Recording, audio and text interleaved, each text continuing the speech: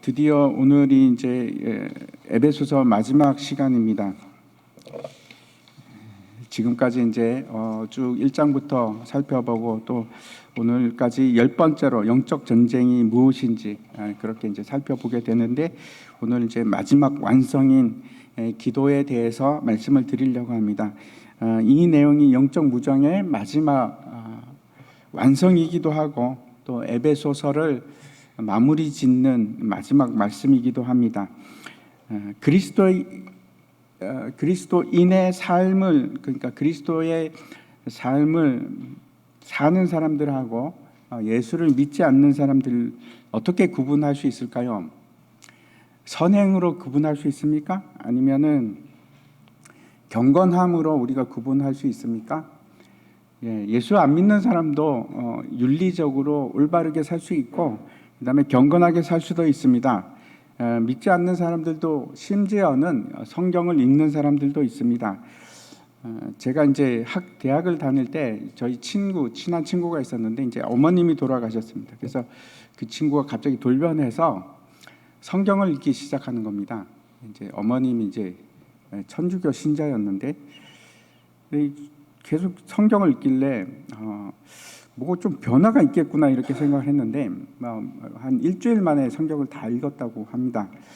진짜 그런지는 잘 모르겠는데, 그래서 제가 물어봤습니다. 그래서 마음의 변화가 좀 있느냐 이렇게 물어봤습니다. 그랬더니 성경을 읽었는데 성경이 참 좋은 책이더라 이렇게 얘기하는 겁니다. 그게 끝입니다. 그 후에 그 친구가 예수를 믿었다거나 교회를 갔다거나 하는 일은 없었습니다.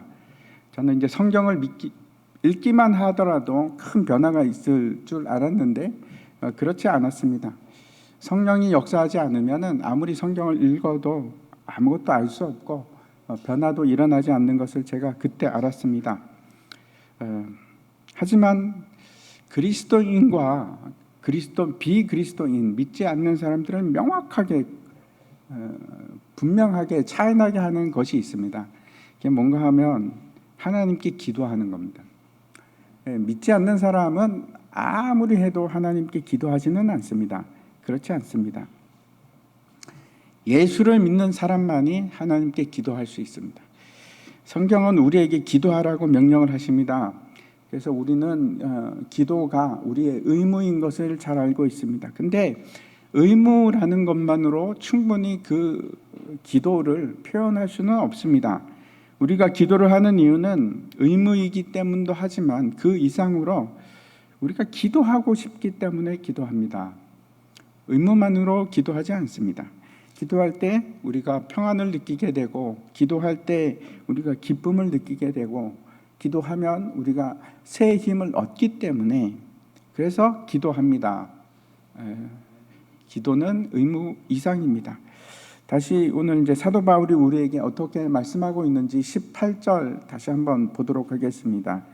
같이 한번 읽겠습니다. 시작. 모든 기도와 간구를 하되 항상 성령 안에서 기도하고 이를 위하여 깨어 구하기를 항상 힘쓰며 여러 성도를 위하여 구하라. 이 말씀을 보시면은 사도 바울이 크게 세 가지 권면을 하는 것을 볼 수 있습니다. 한 장 넘겨주십시오. 한 장 넘기면은 저렇게 보시면은 잘 보실지 모르겠는데, 첫 번째는 뭐라고 합니까? 항상 성령 안에서 기도하라 하는 것이 첫 번째 권면이고, 그 다음에 두 번째는 뭐라고 되어 있습니까? 이를 위하여 깨어 구하기를 항상 힘쓰라. 깨어서 기도하라. 이것이 두 번째입니다. 그리고 세 번째는 여러 성도를 위하여 기도하라, 구하라라고 말씀하고 있습니다. 모든 명인 다 세 가지 다 동일하게 기도하라 하는 것입니다. 첫 번째는 항상 성령 안에서 기도하라 하는 것인데, 우리가 지난 시간에 성령 안에서 기도하는 것이 어떤 것인지 살펴보았습니다. 기도는 성령 안에서 하는 기도가 있고, 그렇지 않고 성령과 상관없이 하는 기도가 있습니다. 형식적이고 의무적이고 자기 힘을 통해서 억지로 하는 기도, 그거는 성령 안에서 하는 기도는 아닙니다. 성령 안에서 우리가 기도하는 것은 어떤 것인지 기억납니까? 우리 자신을 내려놓고 기도하는 것 자체를 성령께 위탁하는 그 그런 일입니다. 그래서 기도의 시작은 내려놓는 것으로부터 시작합니다. 예수 믿는 것도 똑같습니다. 그렇죠? 내 자신을 내려놓지 않으면 예수를 믿을 수가 없습니다. 그래서 기도도 마찬가지입니다. 내 자신을 내려놓는 일로부터 시작합니다. 그럴 때 성령께서 우리를 어디로 인도하기 시작하는가? 하나님의 보좌 앞으로 우리를 인도하기 시작합니다. 그때 우리가 담대하게 하나님께 간구할 수 있습니다. 기도할 수 있습니다. 이것이 성령 안에서 기도하는 겁니다. 성령 안에서 기도하는 것하고 성령 안에서 기도하지 않는 것, 또 다른 차이점은 성령 안에서 기도하게 되면 절대 이기적이 되지 않습니다. 나를 먼저 생각하는 기도가 되지 않습니다. 그래서 내 자신을 구하는 기도가 아니고 어떤 기도로 바뀌게 되는가 하면 하나님 나라와 하나님의 뜻을 구하는 기도가 되기 시작합니다. 내가 의도해서 그렇게 되는 게 아닙니다. 그러니까 내가 의도적으로 하나님 나라와 그 의를 구해야겠다라고 해서 그렇게 되는 것이 아니라 정말 하나님 나라와 그 뜻을 구하는 기도가 자연스럽게 나오기 시작합니다. 그게 성령 안에서 하는 기도입니다. 왜 그런가 하면 성령께서 우리 마음을, 우리를 잘 알고 계시기 때문에 우리가 간구할 것도 이미 알고 계십니다. 성령 하나님은 그걸 알고 계십니다. 우리의 필요를 내 자신이 하나님보다 더 잘 알고 있다고 생각하지 마십시오. 그거는 오해입니다. 우리의 필요는 내 자신보다 하나님이 훨씬 더 잘 알고 계십니다. 그래서 그걸 간구하게끔 하십니다. 잊지 마십시오. 모든 일은 기도를 통해서 이루어집니다. 그렇지 않은 일은 단 하나도 없습니다. 그게 하나님 나라의 법칙입니다. 하나님은 영혼을 아시고 하나님은 영혼 가운데서 우리를 보시는 분이십니다. 반면에 우리는 어떻습니까? 우리는 좁은 시야를 가지고 바로 우리 눈 앞만 보는 그런 사람들입니다. 그래서 놓치는 게 너무 많습니다. 우리가 구할 것을 구하지 못하고 내 눈앞에 있는 것만 구할 수밖에 없는 그게 인간입니다. 우리입니다. 근데 성령께서는 그 모든 것을 다 아시고 계시기 때문에 가장 우리에게 선하고 가장 우리에게 필요한 것을 간구하게끔 합니다. 그래서 성령 안에서 기도하셔야 됩니다. 그렇지 않으면 우리가 놓칩니다. 우리에게 필요한 것들을 놓칩니다. 우리가 무엇을 간구해야 되는지 분명하게 누가 알고 계시는가? 성령께서 아십니다. 그 성령 하나님을 신뢰하시기 바랍니다. 그러면 성령 하나님께서 심지어 우리가 어떻게 기도를 해야 될지도 모르는 상황에서도 성령 하나님께서는 우리를 위해서 중보하십니다. 간구 기도하시는데, 근데 그 기도를 어떻게 하라고 하는가 하면 항상 하라고 합니다. 항상 성령 안에서 기도하라. 데살로니가 전서 우리가 잘 알고 있는 말씀입니다. 그렇죠? 5장 16절부터 보면 항상 기뻐하라 쉬지 말고 기도하라 범사에 감사하라 이것이 그리스도 예수 안에서 너희를 향하신 하나님의 뜻이니라 라고 말씀을 합니다. 로마서에서도 항상 기도에 힘쓰라 라고 말씀을 하시는데 그 말이 여러 군데 나옵니다. 항상 기도하라. 사무엘은 뭐라고 하는가 하면 기도하는 죄를 범치 않게 하소서 이렇게 말씀하고 있지 않습니까? 항상 기도하고 쉬지 말고 기도하고 하는 것은 어떤 뜻인가 하면 계속해서 입을 열고 24시간 기도하라 하는 말씀은 분명히 아닙니다. 여러분도 그거는 이제 금방 아시겠죠? 내가 입을 열어서 계속 기도하는 것이 아니고 이게 무슨 뜻일까요? 하나님과 쉼 없는 끊이지 않는 교제를 하라 하는 말씀입니다. 계속해서 여러분 대화를 하시는 겁니다. 그래서 여러분 이제 우리가 스마트폰으로 지금은 뭐 스마트폰이죠. 스마트폰을 들고 있으면 끊으시면 안 됩니다. 하나님과의 그 한라인, 온라인 상태를 유지하는 것입니다. 그게 항상 기도하는 겁니다. 늘 그분이 내 소리를 듣고 계시고 나도 그분의 음성을 늘 들을 준비가 되어 있는 그래서 듣는 그 상태를 놓치지 말라 하는 것이 쉬지 말고 기도하라 하는 뜻입니다. 하나님께 하나님 알겠어요. 이제 끊어요. 내일 또 전화할게요. 하시면 안 됩니다. 그러시면 안 되고 계속 들고 계셔야 됩니다. 계속. 내비게이션이 가다가 끊기고 하는 것이 아니고 계속해서 신호를 받고 있듯이 우리 상태가 그런 상태가 되어야 합니다. 온라인 상태. 어떻게 그런 일이 가능할까요? 그래서 수도원 같은 데서는 뭐라고 하는가 하면 관상기도 같은 걸 얘기합니다. 호흡을 할 때 들이쉴 때 기도하고 내뱉을 때 기도하고. 아닙니다. 그런 거 아닙니다. 그런 기계적이고 습관적인 행위를 말하는 것이 아닙니다. 그게 항상 기도하는 거 아닙니다. 마치 사랑하는 사람과 끊이지 않고 대화를 몇 시간을 하지 않습니까? 사랑하는 사람이면 2시간이고 3시간이고 전화 붙들고 그렇게 대화하는 것처럼 지속적으로 교제하는 것을 말합니다. 근데 그걸 어떻게 하는가? 결국 하나님의 임재 가운데 거하는 것인데 그걸 어떻게 이루어갈 수 있는가? 예수 그리스도와 동행하는 일입니다. 그건 무슨 일인가 하면 예수 그리스도와 동행하는 일입니다. 기도는 여러분 말로만 시작하고 말로만 끝나는 것이 아닙니다. 우리의 삶입니다. 예수님께서 마지막 승천하시기 전에 제자들에게 다 하셨던 말씀이 내가 세상 끝날까지 너희와 항상 함께 있으리라. 임마누엘 되리라. 항상 함께 하시는 하나님이 되리라. 이렇게 말씀을 하셨습니다. 예수님께서는 우리를 떠나지 않으십니다. 떠났지 않습니까? 근데 왜 떠나지 않는다고 말씀하실까요? 그리스도의 영인 성령을 우리에게 주셨기 때문에 그렇습니다. 성령 하나님은 우리 안에 계십니다. 우리가 임마누엘 하나님과 동행하는 것은 어떤 건가 하면 그 하나님을 인정하고 내 안에 내주하시는 그리스도의 영이신 성령 하나님, 그 하나님을 인정하고 내가 그분의 말씀을 듣고 그분의 의지하고 가야 할 길을 묻고 하나님 말씀에 귀 기울이는 것, 그게 하나님과 동행하는 일입니다. 잠언 13장 보시면 이런 말씀이 있습니다. 지혜로운 자와 동행하면 지혜를 얻고 미련한 자와 사귀면 해를 받느니라. 제가 늘 말씀드리지만 지혜 그러면 여러분 뭘 떠올려셔야 합니까? 예수님입니다. 예수님. 저 말씀도 똑같습니다. 지혜로운 자, 누굴 얘기할까요? 예수님입니다. 예수님. 예수님과 동행하면 우리에게 지혜가 있습니다. 지혜가, 하나님의 지혜가 임하기 시작합니다.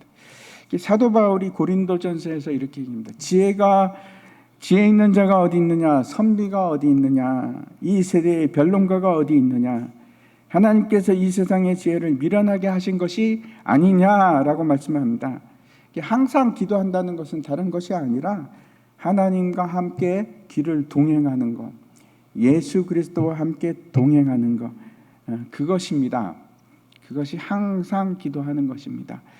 그때 우리에게 지혜를 주시고 갈 길을 알게 하십니다.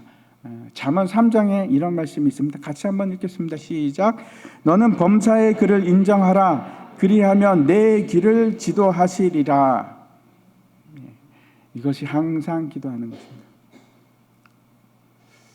혼자 결정하지 마십시오. 혼자 결정하지 마시고 혼자 길을 가지 마시고 우리 안에 성령님이 있습니다. 그 성령님 인정하시고 하나님을 인정하시는 것은 그분의 의견을 따라서 그분의 뜻을 따라서 살아가는 것을 얘기합니다. 물어보십시오.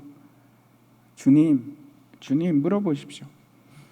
그렇게 하시면 내 길을 지도하시리라 이렇게 얘기합니다. 절대로 우리는 혼자가 아닙니다. 혼자 하려고 하지 마십시오. 우리 안에 성령 하나님께서 계십니다. 그 하나님이 인정하시고 갈 길을 물어보시고 내가 주체가 되어서 길을 가는 일은 우리에게는 이제 없습니다. 우리는 그런 사람들이 아닙니다. 내 마음대로 내가 뜻을 정하는 사람들이 아닙니다. 하나님이 뜻을 우리의 갈 길을 정하는 그런 사람들입니다. 하나님이 주체가 되어서 그 길을 따라가는 겁니다. 항상 기도하되 성령 안에서 기도하시기 바랍니다. 이게 항상 기도하는 겁니다. 성령 안에서 기도하시고. 두 번째 보시겠습니다. 다시 이제 18절 보시면 이를 위하여 깨어 구하기를 항상 힘쓰며 라고 말씀합니다. 한 장 넘겨주십시오. 이것이 두 번째입니다. 두 번째 사도 바울의 권면이자 명령입니다. 그냥 구하라, 그냥 기도하라 그러지 않고 뭐라고 합니까? 항상 깨어서 기도하라 이렇게 말씀하고 있습니다. 깨어 있다는 것이 뭘까요? 우리가 잘 압니다. 깨어 있다 하는 것이 여러 가지 이제 뜻이 있는데 첫 번째 깨어 있다는 것은 어떤 뜻입니까? 잠들지 않는다 그런 뜻이죠. 경각심을 가지고 눈을 뜨고 시험에 들지 않기 위해서 주의를 하라 그런 의미입니다. 마태복음 26장 말씀 보시면 시험에 들지 않게 깨어 있어 기도하라. 마음에는 원이로되 육신이 약하도다 하시고 이렇게 말씀을 하십니다. 잊지 마시기 바랍니다. 늘 우리는 어떤 상태에 있는가? 영적 전쟁 가운데 있습니다. 그래서 잠들면 안 됩니다. 우리 대적 마귀가 언제든지 우리를 공격하고 칠 수가 있습니다. 쓰러뜨리려고 마치 우는 사자처럼 문 뒤에 숨어서 웅크리고 있다가 우리를 덮치려고 하는 자가 바로 사탄입니다. 그래서 깨어 있어야 됩니다. 잠들면 안 됩니다. 마귀는 잠을 잘까요? 안 잡니다. 안 잡니다. 깨어 있습니다. 마귀는 잠도 자지 않고 우리를 쓸어 넘어뜨리기 위해서 전쟁하고 있습니다. 늘 전쟁 가운데 있습니다. 그래서 우리도 깨어 있어야 됩니다. 영적으로 깨어 있다는 말은 어떤 뜻일까요? 기도하는 것입니다. 기도하는 것. 내가 어떻게 영적으로 눈을 뜨고 있는가? 기도하는 겁니다. 내가 늘 기도하는 상태에 있을 때 내가 늘 앞에서 뭐라고 말씀드렸습니까? 항상 기도하는 것은 예수 그리스도와 동행하는 일입니다. 늘 깨어 있는 상태는 어떤 것인가? 늘 기도하는 상태이고 늘 기도하는 상태는 예수 그리스도와 동행하는 일입니다. 그래서 기도하고 삶은 다르지 않습니다, 여러분. 기도하는 사람은 예수 그리스도와 동행하는 사람입니다. 그래서 우리가 성령 안에서 기도할 때 다시 말씀드려서 하나님과 늘 교제하는 상태에 있을 때 우리 영혼은 깨어 있습니다. 잠들지 않습니다. 아무리 성경을 많이 읽어도 아무리 내가 지식을 많이 가지고 있다고 할지라도 사탄은 우리의 약한 곳을 공격합니다. 근데 아는 것이 그게 다가 아니고 아는 것으로 그치지 않고 시험에 들지 않기를 원하신다면 깨어 계셔야 됩니다. 하나님과 교제 가운데 있어야 됩니다. 하나님과 교제 가운데 있으면 마귀가 우리를 쓰러뜨릴 틈을 발견하지 못합니다.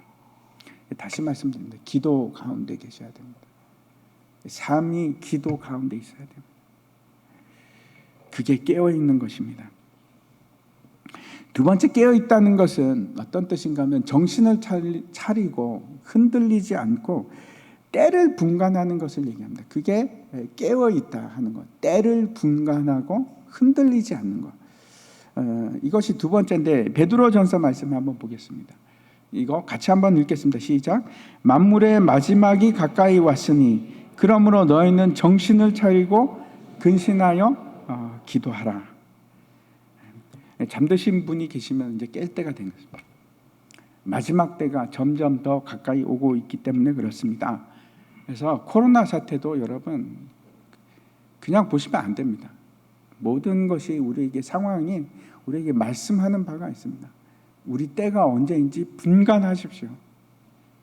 그렇게 멀지 않습니다. 멀지 않습니다. 지금 내가 어느 때에 있는지, 내가 어디에 있는지 분간하시기 바랍니다. 보시기 바랍니다. 이 오늘 본문에서 깨어 있다 하는 것은 원래 의미는 눈을 뜨고 있다는 뜻입니다. 눈을 뜨고 있다. 보라는 뜻입니다. 보라는 뜻입니다. 세상에서 우리에게 주는 것들이 있는데 그걸 잘 분간을 하십시오. 세상이 주는 메시지가 있는데 그걸 잘 보십시오. 살펴보십시오. 늘 항상 영적인 문제입니다. 굉장히 많은 사람들이 이 영적인 일하고 그 세상의 일하고 구분을 합니다. 근데 구분되질 않습니다. 세상의 일은 영적인 일과 구분되지 않습니다. 왜 그렇습니까? 세상은 악한 자의 세력 하에 있습니다. 그래서 그렇습니다. 전쟁 가운데 있기 때문에 그렇습니다. 세상에서 주고 있는 때를 잘 살피시고 깨어있는 하나님의 자녀들에게는 데살로니가서 전서에서 뭐라고 합니까?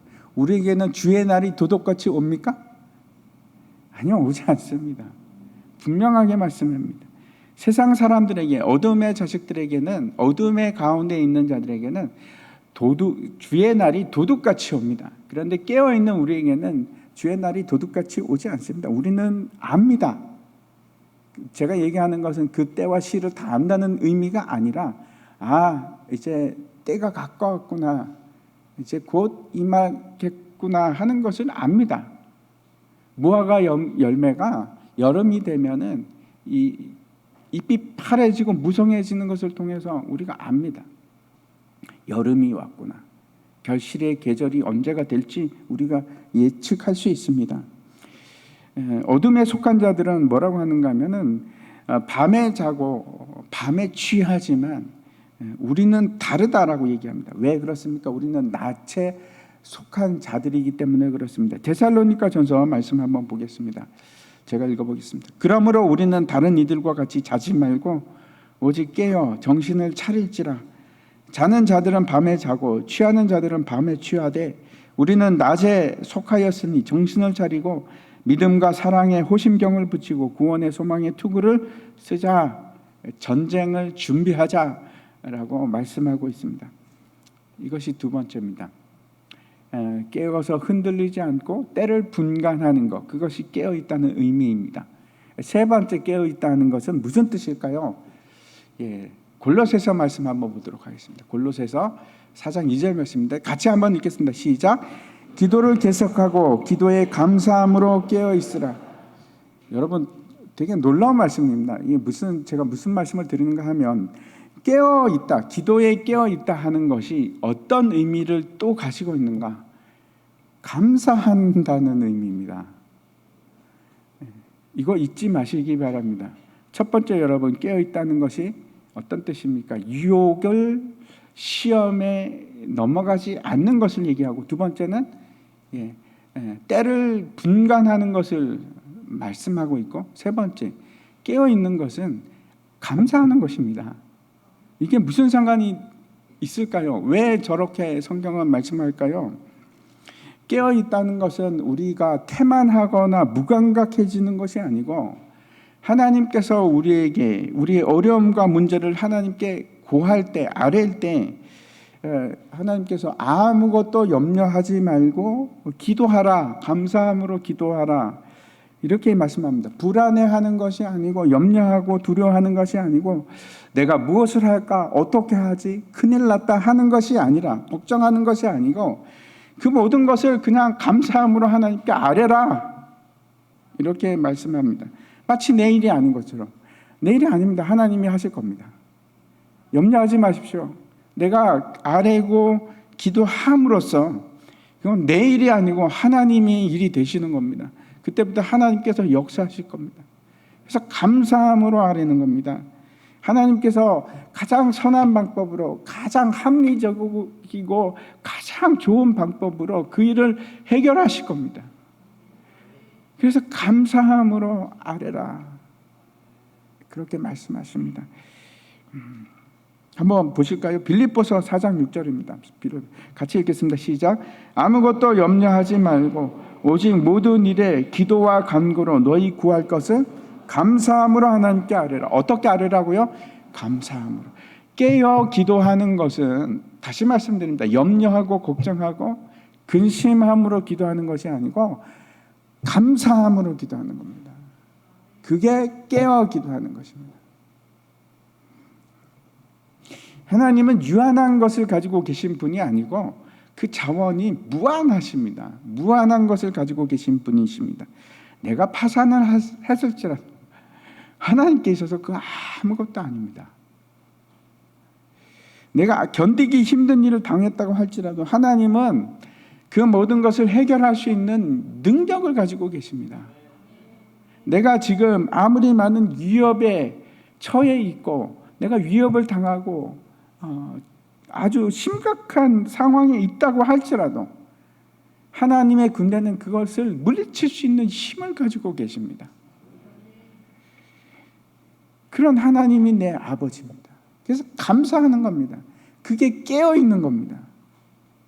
늘 깨어 있는 겁니다. 그래서 기도한다는 것은 어떤 거하고 구분할 수 없는 건가 하면 감사하는 일과 구분할 수가 없습니다. 내가 간구하는 일은 내가 이 리스트를 작성해서 하나님 앞에서 내가 이런 상황에 있고 내가 이런 문제가 있습니다 하고 아뢰는 일은 그냥 감사하는 일과 뗄래야 뗄 수가 없습니다. 그래서 감사합니다. 하나님께서 이루실 줄을 확신하기 때문에 감사하는 것이고 가장 좋은 것으로 나에게 주실 것을 확신하기 때문에 감사하는 것이고 그게 깨어있는 일입니다. 분명히 모든 일 가운데서 하나님께서 평안케 하실 겁니다. 기도하면 믿으십니까? 그래서 감사하는 겁니다.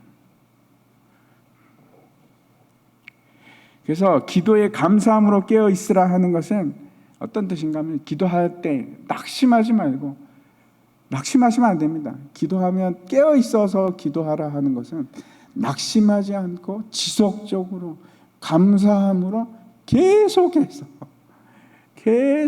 기도하는 것을 의미합니다. 제가 다시 한번 정리해서 말씀드리겠습니다. 두 번째, 사도 바울이 에베소 교인들을 향해서 이렇게 얘기합니다. 세 가지, 항상 깨어서 기도하라.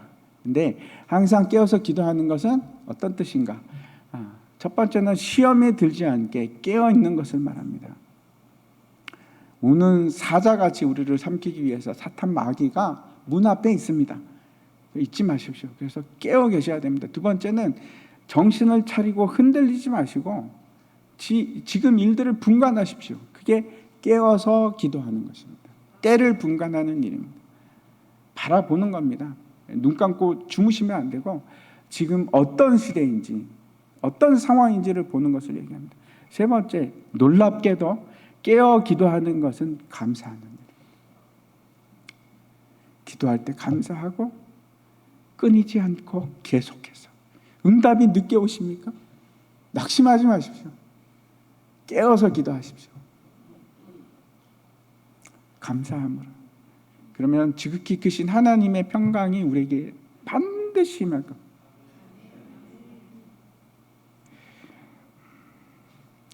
세 번째입니다. 이제 세 번째, 사도 바울이 권면하는 기도의 모습 세 번째를 보시면 다시 18절 말씀인데 다시 한 번만 읽겠습니다. 시작. 모든 기도와 간구를 하되 항상 성령 안에서 기도하고 이를 위하여 깨어 구하기를 항상 힘쓰며 여러 성도를 위하여 구하라. 세 번째는 뭐라고 하는가? 여러 성도를 위해서 기도하라. 여러 성도를 위해서 기도하라 라고 말씀합니다. 첫 번째는 성령 안에서 기도하는 것은 어떤 건가 하면 내 영혼을 위한 기도입니다. 두 번째, 깨어서 기도하라는 것은 내 자신을, 내 삶을 위한 기도입니다. 세 번째는 더 나아가서 뭐라고 하는가? 여러 성도를 위해서 기도하라 라고 말씀을 합니다. 이거는 다시 말씀드려서 중보 기도입니다. 중보 기도를 하라 이렇게 말씀하고 있습니다. 우리가 늘 생각하는 것은 사실은 내 자신입니다. 모든 사람이 다 그렇습니다. 언제나 내 중심적으로 우리가 생각을 합니다. 삶 속에서 가장 중심에 누가 있느냐? 내가 있지 않습니까? 근데 다시 한번 그 전쟁이라는 개념을 가지고 우리 삶을 한번 보시기 바랍니다. 이스라엘 백성이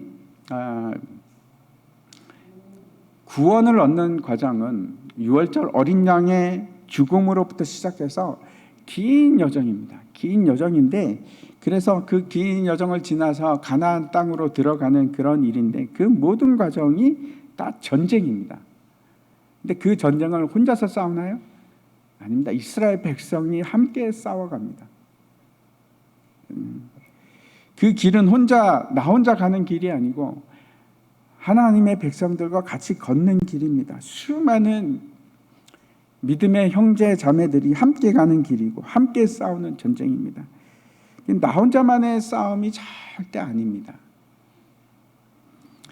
우리가 동일한 싸움으로 부름을 받았고 우리는 그 전쟁에 참여한 자가 돼서 하나님이 군사로 참여한 자가 되어서 그래서 혼자가 아닙니다. 내가 지는 것은 전쟁에 아무런 의미를 안 미칠까요? 아니요. 굉장한 영향을 미칩니다. 그런데 나만 그런 것이 아니고 내 옆에 있는 동료가 무너지는 것도 전쟁에 영향을 미칩니다. 다른 성도가 넘어지는 것은 그 한 사람만의 일로 끝나는 것이 아니고 다른 모든 성도들에게 여파가 미칩니다. 내가 영향을 받습니다. 왜? 함께 싸우는 군대라서 그렇습니다. 우리가 사탄이 계속해서 우리에게 속삭이는 것은 너는 혼자야 하는 거짓말입니다. 그렇지 않습니다. 우리는 혼자가 아닙니다. 혹시 그런 생각이 드는지 모르겠습니다. 왜 나만 이런 일이 있을까? 왜 나만 이런 힘든 일이 맨날 일어날까? 아닙니다. 그렇지 않습니다. 여러분 혼자만 그런 일을 당하는 게 아니고 우리는 다 당합니다. 다 당합니다. 어려운 일이 다 있습니다. 힘들고 어려운 일이 없는 사람이 없습니다. 내 자신에게 연민을 가지고 낙담하고 나를 불쌍히 여기는 순간 우리는 지금 사탄 마귀의 국지전에서 지금 지고 있는 겁니다. 마귀가 승리하는 겁니다. 나 혼자라고 여길 때 그 자체가 그렇습니다. 고린도전서 10장 13절에 보면 이렇게 말씀을 합니다. 사람이 감당할 시험 밖에는 너희가 당할 것이 없나니 오직 하나님은 미쁘사 너희가 감당하지 못할 시험 당함을 허락하지 아니하시고 시험 당할 즈음에 또한 피할 길을 내사 너희로 능히 감당하게 하시느니라. 하나님께서 허락하신 시험은 늘 우리가 감당할 수 있는 시험입니다. 감당할 만한 시험이라는 게 도대체 무슨 뜻일까요? 감당할 만한 시험. 우리는 이렇게 생각할 수 있습니다. 내가 감당할 만한 수준의 그런 문제를 하나님께서 내시겠지. 아닙니다. 그런 말이 아닙니다. 이거는 그래서 A라는 집사님은 요 수준이 요 정도니까 요런 시험을 주고 B라는 집사님은 수준이 높아. 그래서 높은 수준의 시험을 주고 그런 말이 아닙니다. 그런 말이 아니고 뭐라고 하는가 하면 사람이 감당할 만한 시험입니다. 사람이 감당할 만한 시험. 우리 모두가 다 감당할 수 있는 시험을 얘기합니다. 예수 믿는 사람이면 하나님의 자녀라면 하나님의 한 가족이라면 무조건 이길 수 있는 그런 시험을 주신다는 의미입니다. 그래서 모든 시험은 우리가 정신만 차린다면 우리가 깨어서 기도만 한다면 우리가 하나님의 자녀임을 확신한다면 반드시 승리할 수 있습니다. 왜 그럴까요? 그게 무슨 말씀일까요? 오직 뭐라고 합니까? 오직 하나님은 미쁘사. 이게 무슨 뜻입니까? 하나님은 신실하셔서 감당하지 못할 시험 당함을 허락하지 않으신다. 이거는 높은 난이도의 시험을 주시지 않는다 하는 말이 아니라 그 누구에게나 당하는 그 시험을 치를 때 혼자 내버려 두지 않으신다 하는 뜻입니다. 혼자 있게 하지 않겠다 하는 그런 의미입니다. 내가 너와 함께 하리라. 네가 시험 당할 때 내가 너와 함께 하리라. 너를 놓지 않으리라 하는 말씀입니다. 또 뭐라고 하는가 하면 시험 당할 즈음에 피할 길을 주신다. 시험을 당하지 않고 우회할 수 있는 길을 주신다? 그런 의미 아닙니다. 그런 의미 아닙니다. 이거 많은 사람들이 그렇게 오해하시는데 그렇지 않습니다. 이 피할 길이라는 것은 원래 뜻이 출구입니다. 출구. 다시 말씀드려서 시험을 당할 때 반드시 정답이 있는데 그 정답, 이길 수 있는 정답이 무엇인지 그 길로 가게 하겠다는 뜻입니다. 우회하거나 시험을 피할 수 없습니다. 통과하시게 하겠다는 겁니다. 시험을 안 치를 수 있겠지? 아닙니다. 그런 뜻이 아닙니다. 주기도문 할 때 시험을 당하지 않게 하셨고 그거는 유혹을 당하지 않게 해달라는 의미입니다. 시험을 말하는 것이 아닙니다. 여러분 이 길을 나 혼자만 가는 것이 아니고 힘든 길을 혼자 가는 것이 아니라 지금 바로 옆에 계신 분들이 동일하게 같이 가는 길입니다. 같이 가고 있습니다. 똑같이. 근데 사탄은 우리를 고립시키고 너는 혼자야 하는 생각을 가지게 합니다. 근데 그렇지 않습니다. 우리는 혼자 가지 않고 함께 갑니다. 공동체, 연합입니다. 그게 교회입니다. 2차 대전 중에 독일이 패망했던 이유 중에 하나가 러시아를 침공한 일 때문에 그렇습니다. 거기서 이기지를 못하고 집니다. 근데 이제 그 독일이 러시아와 싸워서 진 이유 중에 하나가, 독일은 싸움 개념이 어떤 건가 하면, 우리도 그렇습니다. 이 싸움 개념이 전선입니다. 전선을 밀고 올라가고 전선을 내려오고 그런 개념인데, 러시아는 러시아가 아니고 소련이죠. 당시에 소련은 다릅니다. 전선 개념이 아니고 점 개념입니다. 점 개념. 그래서 전쟁을 하는데 독일군은 이렇게 전체를 다 밀고 가야 되는데, 소련은 어떻게 하냐면 점을 지킵니다. 처음에 레닌그라드를 지키고 그다음에 모스크바를 지키고 그런 식으로 전쟁을 합니다. 나머지는 무너져도 상관이 없는 겁니다. 사탄도 마찬가지입니다. 전쟁 승리를 위해서, 우리는 전선 개념으로 생각하시죠? 그렇지 않고 사탄은 어떻게 공격을 하는가 하면 점 개념으로 한 사람 한 사람을 공격합니다. 그래서 우리는 고립되어 있는 그런 느낌을 가질 수 있습니다. 내가 공격받는다. 우리 전체 군대가 공격받는 것이 아니고 내가 공격받는다 하는 느낌을 가질 수 있습니다. 그런데 그렇지가 않습니다. 소련이 이제 독일을 뒤에서 이제 다시 공격할 때도 점 개념으로 막 공격을 합니다. 전선 개념이 아니라. 사탄도 똑같이 그렇게 하는데, 주기도문에 보면 하늘에 계신 내 아버지라고 합니까? 그렇지 않고 우리 아버지라고 하고, 우리에게 일용할 양식을 주옵시고 라고 기도를 하고, 우리 죄를 사하여 주옵시고 우리를 시험에 들게 하지 마옵시고, 이렇게 얘기합니다. 모든 주체가 내가 아니고 누굽니까? 우리입니다. 우리. 원문이 그렇습니다. 우리 말이 그래서 그런 게 아니고 모두가 다 우리라고 얘기를 합니다. 우리라고. 왜 그런가?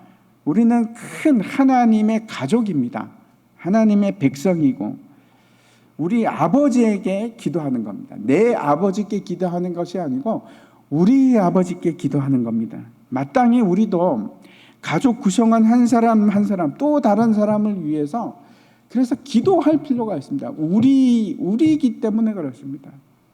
하늘에 계신 우리 아버지여. 우리가 싸우는 이 싸움은 우리의 것이 아니고 궁극적으로는 하나님께 속한 싸움입니다. 그리고 그 싸움에 우리가 함께하는 겁니다. 싸움은 누구 거라고요? 하나님께 속한 것입니다.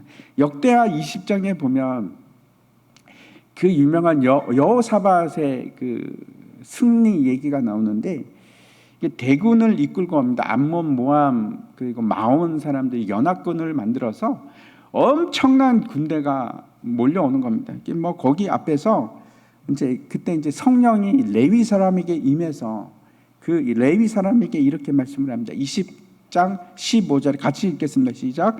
너희는 이 큰 무리로 말미암아 두려워하거나 놀라지 말라. 이 전쟁은 너에게 속한 것이 아니오 하나님께 속한 것이다. 누구에게 속했습니까? 하나님께 속한 전쟁. 하나님께 속한, 나에게 속한 전쟁이 아니라 하나님께 속한 전쟁입니다. 이걸 알기만 해도 우리의 능력치가 급상승합니다. 훨씬 더 강해집니다. 두려워하지 않아야 될 이유가 여기에 있습니다. 우리 전쟁이 아니고 하나님께 속한 하나님의 전쟁입니다. 그 전쟁을 질 수가 있겠습니까? 질 수가 없습니다. 우리는 포기할 이유가 없습니다. 우리가 싸우지 않을 이유가 없습니다. 분명히 우리가 승리자가 될 거기 때문에 그렇습니다. 이 사실을 분명히 깨닫고 싸우십시오. 하나님께 속한 전쟁입니다. 우리는 분명히 개개인으로 싸움을 합니다. 네, 우리는 하나님께 속한 하나님의 백성이고 하나님의 가족일 뿐 아니라 하나님의 군대입니다. 그래서 우리 대적이 동일합니다. 한 사람은 저 대적과 싸우고 나는 이 대적과 싸우고, 아닙니다. 우리의 대적은 악한 영들입니다. 똑같은 무리들입니다. 그 싸우는데 우리만 싸웁니까? 하나님에 속한 전쟁인데 하나님은 가만히 계시겠습니까? 아니요, 하나님께서 간섭하십니다. 하나님께서 도와주시고 하나님께서 승리하게 하십니다. 하나님께 속한 전쟁이라서 그렇습니다. 그래서 우리와 함께 싸우는 우리 편을 위해서 기도하셔야 됩니다. 모든 성도를 위해서 기도와 간구를 하라, 그렇게 권면합니다. 우리 중에 한 곳에 문제가 생기면 거기만으로 끝나는 것이 아니고 우리 모두가 다 피해를 입는 겁니다. 우리가 그리스도의 군대고 그리스도의 몸된 지체이기 때문에 그렇습니다.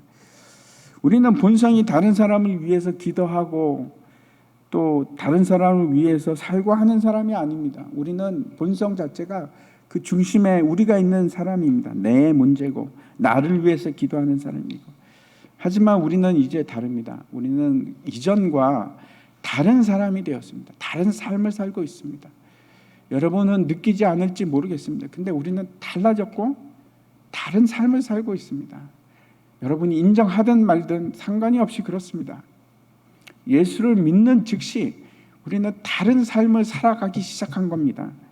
주를 위해서 삽니다. 이전에는 나를 위해서 살았지만 이제는 누구를 위해서 사느냐? 내 자신을 위해서 사는 사람이 아니라 주를 위해서, 하나님의 나라를 위해서, 하나님의 백성을 위해서 사는 사람입니다. 그래서 그들을 위해서 기도하는 겁니다. 만일 어떤 성도가 넘어지고 실패하면 우리 모두가 다 고통을 당할 수밖에 없습니다. 여러분 생각해 보십시오. 한 사람의 목사가 타락을 하면 그 여파가 얼마나 대단합니까? 온 나라를 삼킬 것 같이 여파가 큽니다. 우리 모두가 다 타격을 입습니다. 한 사람의 목사 때문에 엄청난 타격을 입을 수 있습니다. 교회도 마찬가지입니다. 교회가 타격을 입으면 그걸로 끝나나요? 우리 교회만으로 끝나나요? 아니요. 모든 교회가 다 타격을 받습니다. 우리 자신만을 생각할 것이 아니고 우리 자신만을 집착할 것이 아니고 다른 일을 위해서 우리가 반드시 기도해야 합니다. 어떤 성도님들은 특별히 위험한 상황 가운데 있습니다. 힘들고 어려운 위치에 있습니다. 그 사람들을 위해서 기도하셔야 됩니다. 우리 편이라서 그렇습니다. 우리 주위뿐만 아니고 내가 알지 못하는 곳을 위해서도 기도해야 됩니다. 저 멀리 중동 땅을 위해서, 저 멀리 북한 땅을 위해서 기도하셔야 됩니다. 우리 편이라서 그렇습니다. 우리 자신에게도 많은 문제가 있습니다. 문제 없는 사람이 어디 있겠습니까? 때로는 감당하기 힘들고 너무나 벅차고 힘들고 그럴 수 있습니다. 그런데 동일하게 우리보다 더 힘든 사람들이 당하고 있는 그 동일한 사람들이 있습니다. 그 사람들을 긍휼히 여기시고 그 사람들을 위해서 기도해 보시기 바랍니다. 달라지는 것이 있습니다. 뭐가 달라지기 시작하는가 하면 내 문제가 작아집니다. 다른 사람을 위해서 기도하기 시작하면 나에게 그렇게 크게 보이던 내 문제는 작아지기 시작합니다. 참 신비로운 일입니다. 마치 내 일은 별것이 아닌 것처럼 염려하고 근심하는 일이 사라지기 시작하고 변화가 일어나기 시작합니다. 지금도 여러분 세계 곳곳에서 예수 믿기 때문에 목숨을 빼앗기는 사람들이 있습니다. 핍박을 당하고 있고 힘들고 옥에 갇히는 그런 사람들이 있습니다. 그런 사람에 비하면 우리는 내가 당하고 있는 일은 아무것도 아닐 수 있습니다. 지금도 암으로 고통받고 있고 경제적 문제로 시시각각 위협을 사지에 몰려있는 그런 사람들이 있습니다. 그걸 기억하고 기도하는 일은 여러분 그건 내 자신을 위해서 기도하는 거하고 별반 다르지 않습니다. 왜? 내 몸이기 때문에 그렇습니다. 그분들이 건강하고 승리해야 하지만 나도 건강하고 승리할 수 있습니다. 내 몸의 지체이기 때문에. 하나님께서는 내가 다른 사람을 위해서 기도하고 하나님 나라를 위해서 기도하면 참 놀라운 일은 그때 내 문제들을 해결해 주시기 시작합니다. 분명히 그게 기록이 되어 있습니다. 하나님 나라와 그 일을 먼저 구하는 자에게 하나님께서 이 모든 것을 너에게 더하시리라. 그 믿으시지요, 여러분? 반드시 그렇게 하십니다.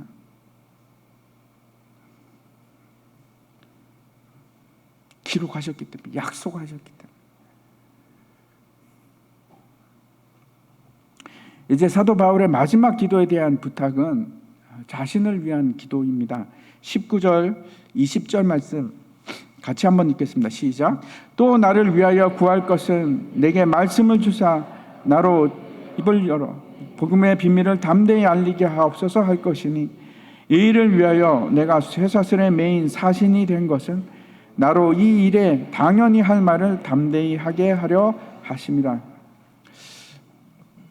뭐라고 하는가 하면 옥에 갇힌 자신을 위해서 기도해 달라고 하는데, 그 내용이 어떤 겁니까?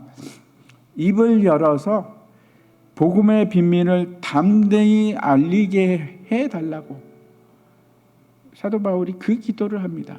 마지막 그 기도 부탁을 합니다. 옥에 갇힌 자신을 자유롭게 해달라고 기도해 달라고 하는 것도 아니고, 지금 병든 몸을 위해서 내 몸이 낫게 하기 위해서 기도해 달라 이렇게 부탁하는 것이 아니고, 무슨 기도를 하느냐? 복음을 전하게 해달라. 복음을 전하게 해달라. 옥에 갇혀 있는데 그 기도를 부탁합니다. 저도 여러분에게 동일한 부탁을 드리고 싶습니다. 제가 받은 사명은 복음을 전하는 일입니다. 저는 그 일을 사명으로 받았습니다. 그래서 기도해 주십시오. 제가 입을 열어서 복음을 담대히 전할 수 있도록. 담대히 전하는 것은 여러분 생각보다 쉽지가 않습니다. 절대 쉽지가 않습니다. 이 일이 제게 가장 중요한 일일 뿐 아니고 이 일 자체가 중요합니다. 저뿐만 아니고 교회의 모든 사역자들을 위해서 기도해 주십시오. 담대히 복음을 전하게 해달라고. 그래서 소망교회가 굳게 서게 해달라고 누군가 기도하셔야 됩니다. 누군가 기도하셔야 됩니다. 하전도사님을 위해서 누군가 기도해야 되고, 정의도 전도사님을 위해서도 누군가 기도하셔야 돼요. 저를 위해서도, 다른 목사님들을 위해서도 누군가 기도하셔야 돼요. 왜 그런가 하면 하나님께서는 기도로 이루시기 때문에 그렇습니다. 하나님의 말씀을 담대히 전하는 일은 기도 없이는 안 됩니다. 기도 없이는 안 됩니다. 사도 바울이 이제 끝으로 두기고가 이 에베소를 향한 이 편지를 들고 너에게 갈 테니까 잘 대우해 달라라는 이제 얘기를 합니다. 그 얘기를 하고 나서 에베소 교인들을 위해서 마지막으로 기도를 합니다. 그게 이제 23절과 24절 말씀인데 제가 읽도록 하겠습니다. 아버지 하나님과 주 예수 그리스도께서 깨로부터 평안과 믿음을 겸한 사랑이 형제들에게 있을지어다. 우리 주 예수 그리스도를 변함없이 사랑하는 모든 자에게 은혜가 있을지어다. 어떤 걸 구하는가 하면 평안과 믿음을 통한 사랑. 사랑은 믿음으로부터 나옵니다. 믿음으로부터 나옵니다. 그걸 간구합니다. 그리고 하나님의 은혜를 간구합니다. 사도 바울이 에베소 교인들에게 기도해 달라고만 얘기하는 것이 아니고 본인 자신이 에베소 교인들을 위해서 지금 기도하고 있습니다. 이때만 기도했을까요? 사도 바울은 아마 늘 항상 늘 이 일을 했을 겁니다. 이 기도를 했을 겁니다. 이렇게 해서 에베소서 모든 내용이 다 끝이 났습니다. 제가 오늘 말씀을 다시 한번 끝으로 여러분 기억을 위해서 말씀을 드립니다. 성령 안에서 기도하십시오. 항상. 두 번째서 깨어서 기도하십시오. 깨어서 기도하는 것 속에 여러분 감사의 기도가 포함된 거 놓치지 마십시오. 그리고 세 번째, 모든 성도들을 위해서 기도하십시오. 이게 하나님의 뜻입니다.